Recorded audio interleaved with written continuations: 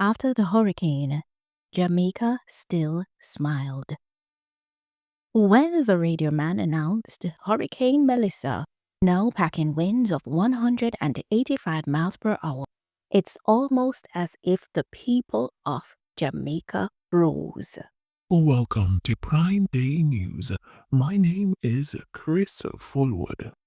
Hurricane Melissa is now packing powerful winds of up to 185 miles per hour. Residents are being urged to take heed. Those in low-lying areas should evacuate immediately, and everyone else is advised to stay indoors during the hurricane's passing. Stay safe and stay tuned for more updates.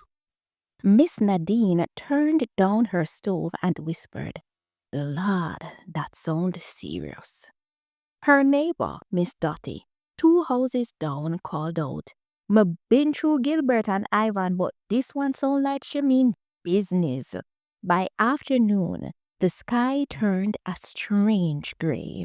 The air felt heavy, like the whole world was holding its breath. 9-year-old Tia peeped out from behind the curtain. "Mommy, Melissa really a come?" "Yes, baby," Miss Nadine said softly, placing a gentle hand on her shoulder.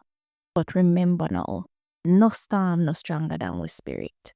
They filled buckets, charged the phones, and set out LED candles and lanterns on every table.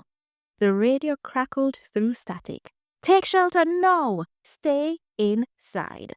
When Melissa arrived, she came roaring. The wind howled against the doors and rattled windows like it was trying to break inside. Concrete walls shook, roof tiles flew. The sound was constant. No thunder, no lightning, just a deep, heavy roar.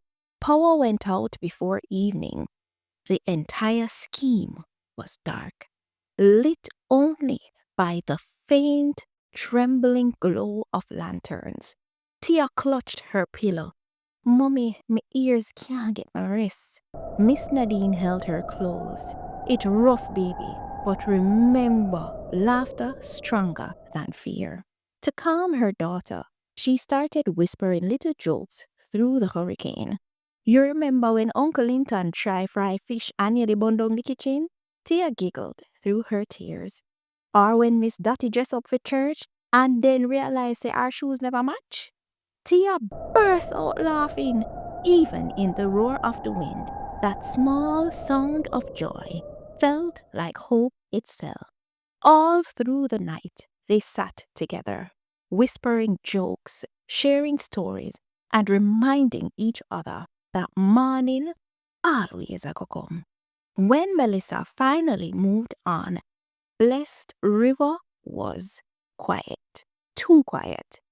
The streets were flooded, trees bent low, and bits of roofing scattered like paper. Miss Nadine opened her door carefully. "Tia, look ya! Blessed River never looks so sad." Tia's lips trembled. "Mommy, everything mush up." Miss Nadine took a deep breath. "Yes, baby, but things can fix. Our people, Jamaicans, always rise." And rise they did. By midday, neighbors came out, checking on one another, sharing food, sweeping what they could, sweeping mud, and cracking gentle jokes even as they worked.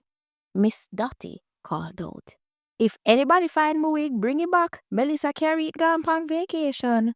Everyone in that section laughed through the tears. That laughter, you have to understand, didn't erase the pain, but it made the load feel lighter. Miss Nadine smiled, holding Tia close.